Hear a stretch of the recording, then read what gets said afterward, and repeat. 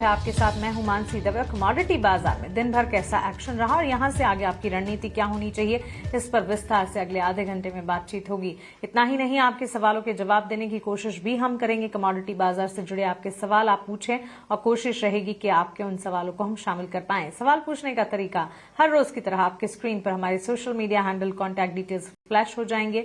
उन social media handle पर अपने सवाल पूछें। कमोडिटी बाजार से जुड़े पूरी कोशिश करूंगी कि इस बुलेटिन में कमोडिटी मार्केट से जुड़ी आपके उलझनों को सुलझा पाऊं।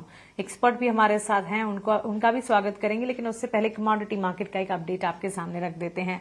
आज कमोडिटी बाजार में सुस्ती की चाल देखने को मिल रही है। Bullion market, precious metals, base metals, energy pack, हर तरफ हम देख रहे हैं एक रुझान जो है टुवर्ड्स डाउन ट्रेंड नजर आ रहा है। वजह है ग्लोबल अस्थिरता।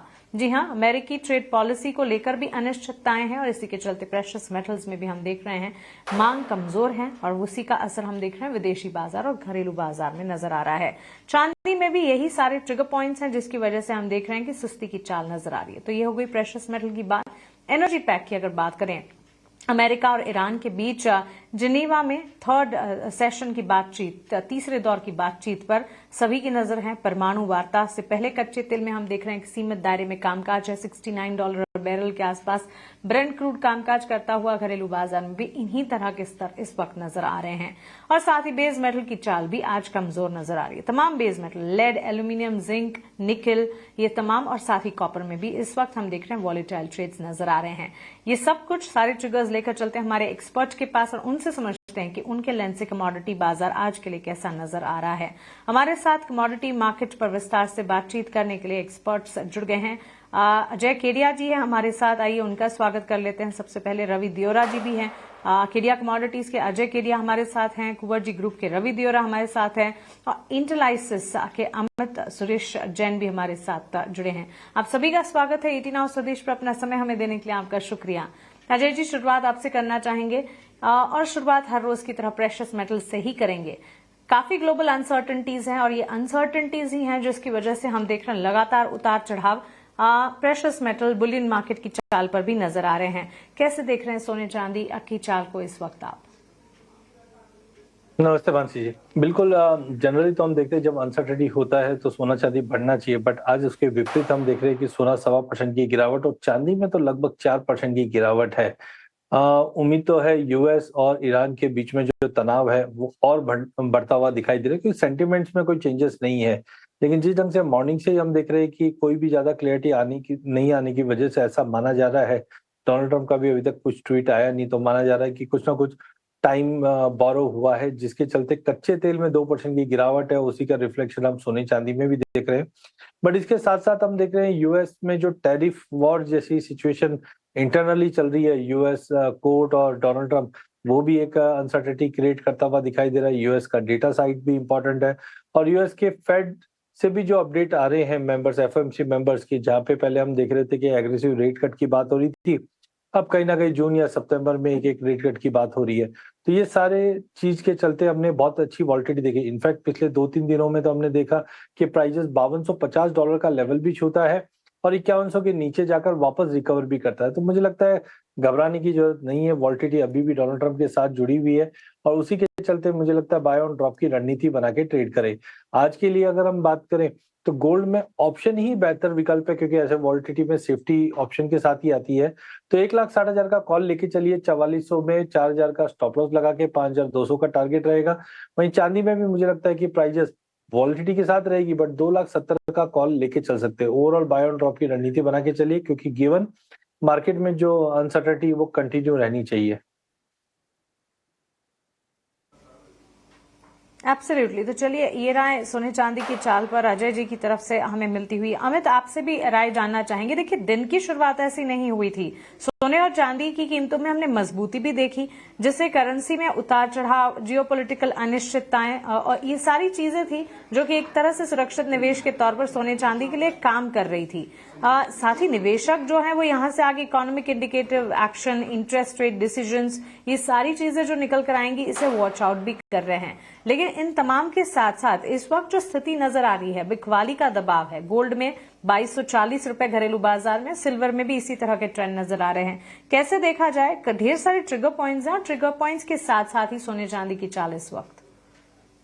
मानसी जी, जिस तरह का ट्रेड सेटअप बना हुआ है वो प्योरली साइडवेज मार्केट का ट्रेड सेटअप है, ना ही बहुत बड़ी तेजी और ना ही बहुत बड़ी मंदी।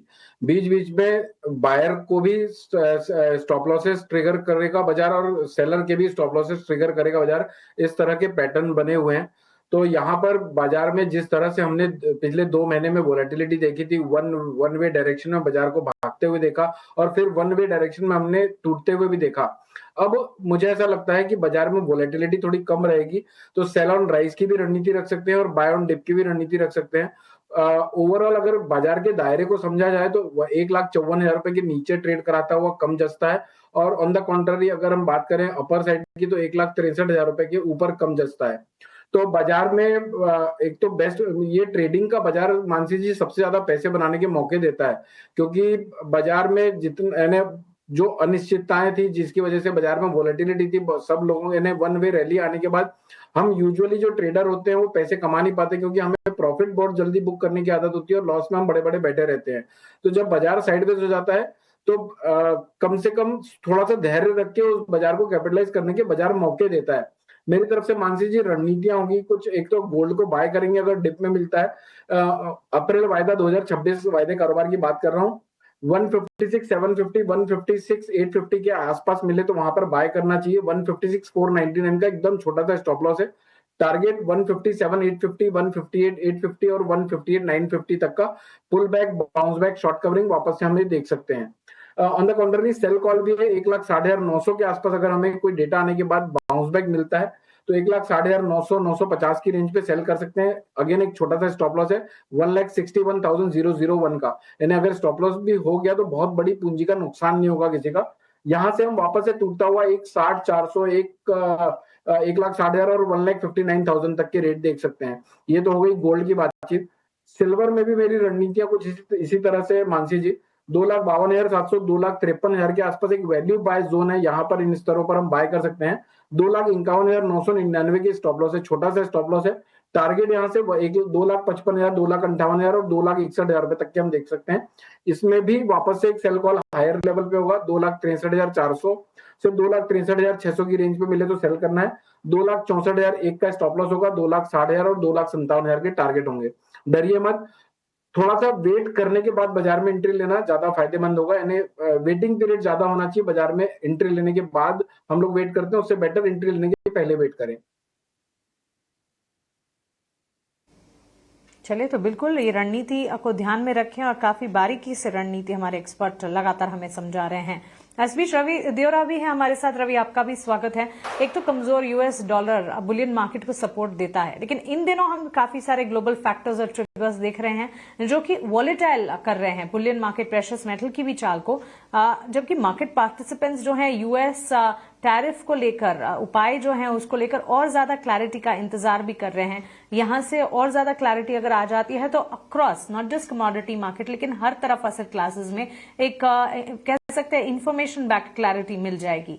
कैसे देख रहे हैं प्रेशियस मेटल की चाल को आप?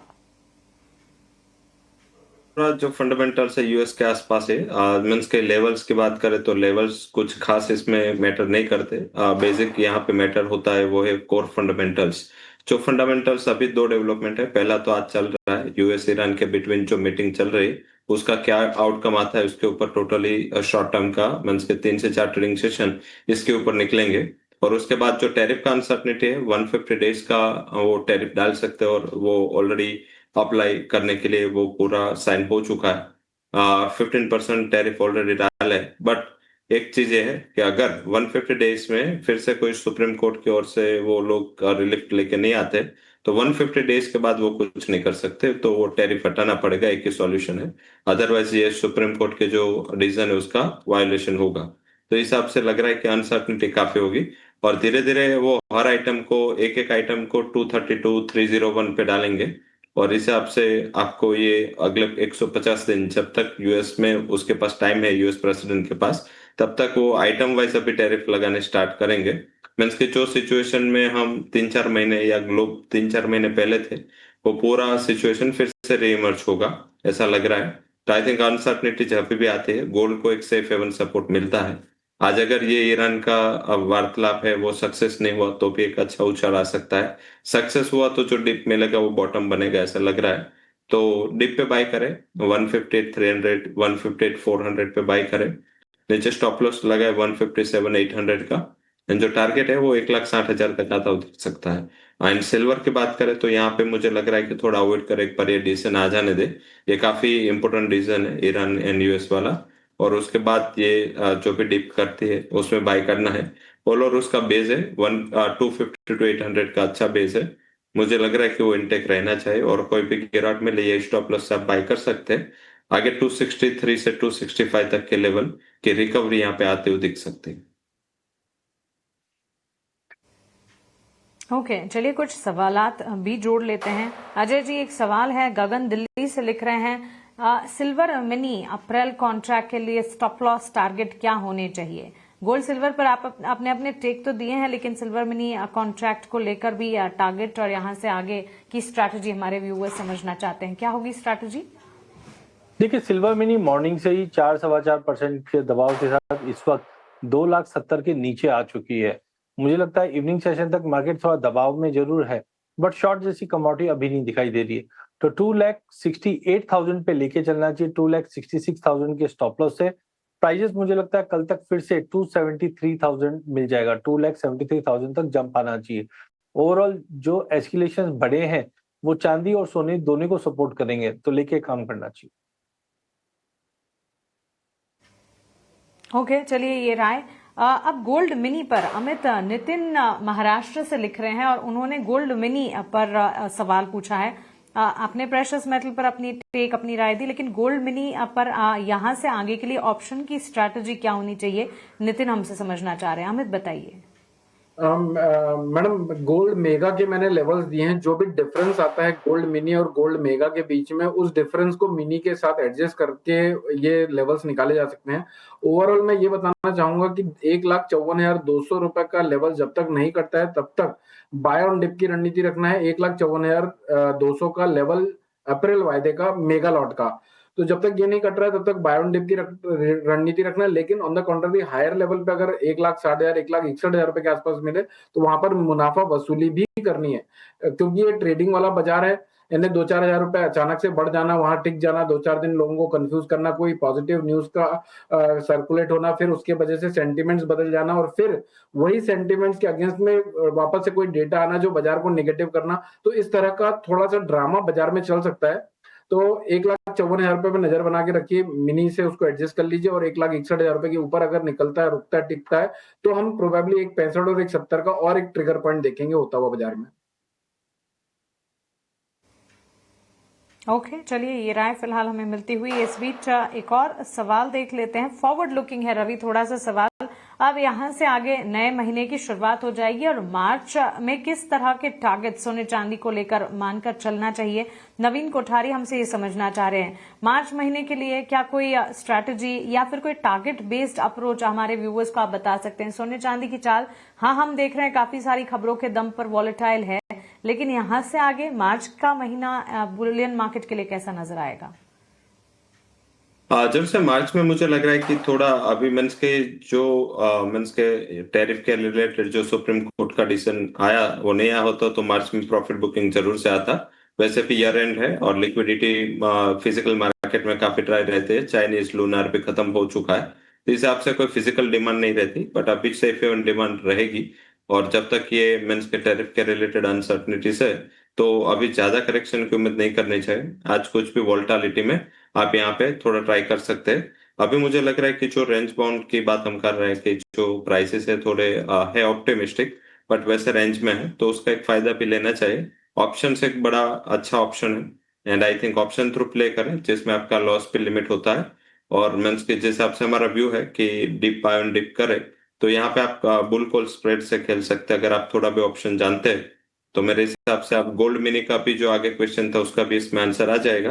गोल्ड मिनी का मीन्स के 1,59,000 का कॉल ऑप्शन 5,000 पे चल रहा है, उसको बाय करें। एंड सामने आप 1,65,000 का कॉल ऑप्शन बेच दे, उसमें आपको 3,000 के करीब प्रीमियम मिलेगा। तो ये जो 6,000 का गैप है उसका आपका टोटल कॉस्ट है वो आपका 2,000 से 2,100 ही कॉस्ट लगेगा। मैक्सिमम आपका रिस्क 2,000 2,100 रहेगा मंथ एंड तक। और सामने अगर मीन्स के प्राइसेस 165 के ऊपर एक्सपायर होता है तो यहाँ पे चांसेस 4,000 रुपए के हैं, तो 1:2 का एक फेवरेबल यहाँ पे रिस्क रिवॉर्ड रेशियो भी है। और सिल्वर में एग्जैक्टली वो ही कर सकते हैं। नई सिल्वर जो बड़ी सिल्वर है 260 का कॉल ऑप्शन बाय करें और सामने 285 या 290 कोई भी आप कॉल ऑप्शन बेच दे, तो ऐसे स्प्रेड अभी खेले वो एक बेटर स्ट्रेटेजी है। साथ में आप यहाँ पे सिल्वर में अगर थोड़ा आर्बिट्रेज जानते हैं तो उसका भी 18 से 19% का आर्बिट्रेज ये जो करंट कॉन्ट्रैक्ट है और नेक्स्ट कॉन्ट्रैक्ट में है।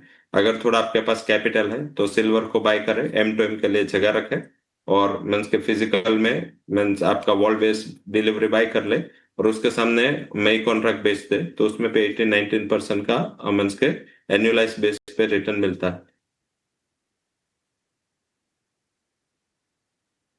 चलिए, overall precious metal Boolean market पर हमारे एक्सपर्ट्स की स्ट्रैटेजी और लगभग सारे सवालों को हमने अडॉप्ट कर लिया है। अजय जी, एक आखिरी सवाल गोल्ड पर करने के बाद हम एनर्जी पैक और प्रेशियस बेस मेटल्स की तरफ बढ़ेंगे, लेकिन ये सवाल जरूरी है। शंकर का सवाल है, शादी के लिए ये सोने में खरीदारी करना चाहते हैं, किस दाम पर खरीदे, ये सवाल है। वैसे भारत देश में सेंटिमेंटल वैल्यू भी है सोने चांदी की अगर देखा जाए तो, और जब आप गहने खरीदने जाते हैं तो एक तरह से असेट क्लासेस निवेश के लिहाज से स्ट्रैटेजी अलग होनी चाहिए और पर्सनल यूजेज के लिए गहने जब खरीदने आप जा रहे हैं तो स्ट्रैटेजी अलग होनी चाहिए। लेकिन हाँ, निवेशक जो है मार्केट में जो जब जाते हैं कंज्यूमर बनकर, तब ये भी देखते हैं कि हाँ, कब हमने देखे थे गोल्ड सिल्वर के रेट्स नीचे, अब यहां से कितने आगे चल पड़े हैं, उनके लिए राय क्या होगी? में हम सोना बाय नहीं, हम कंज्यूम करते हैं।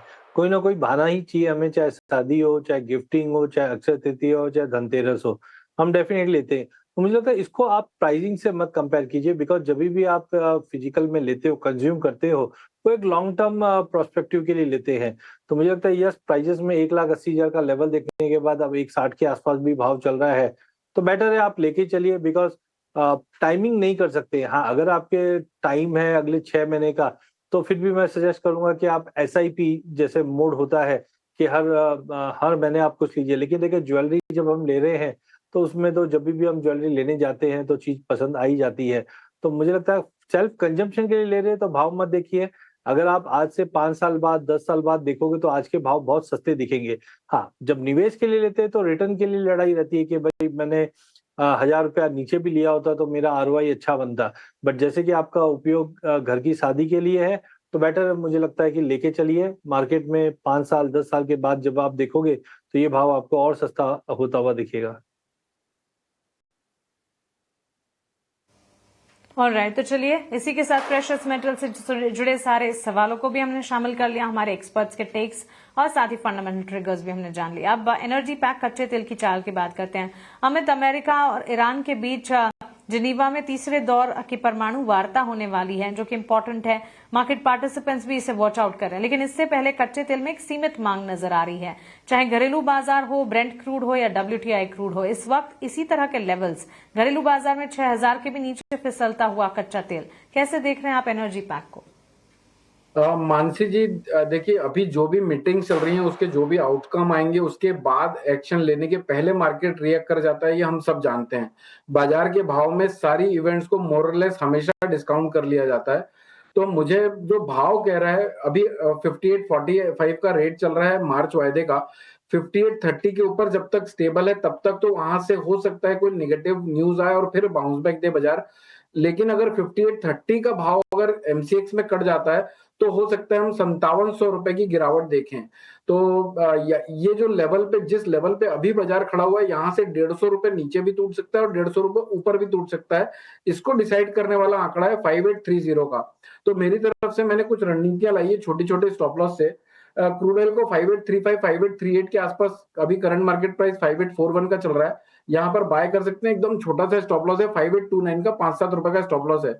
चल गया तो चांद तक, वरना शाम तक। यहाँ से टारगेट हम एक्सपेक्ट कर सकते हैं 5880 5900 के बाउंस बैक पे, प्रॉफिट बुकिंग पे, या फिर अभी जो कल से अभी तक की गिरावट देखी उसके प्रॉफिट बुकिंग के जोन पर।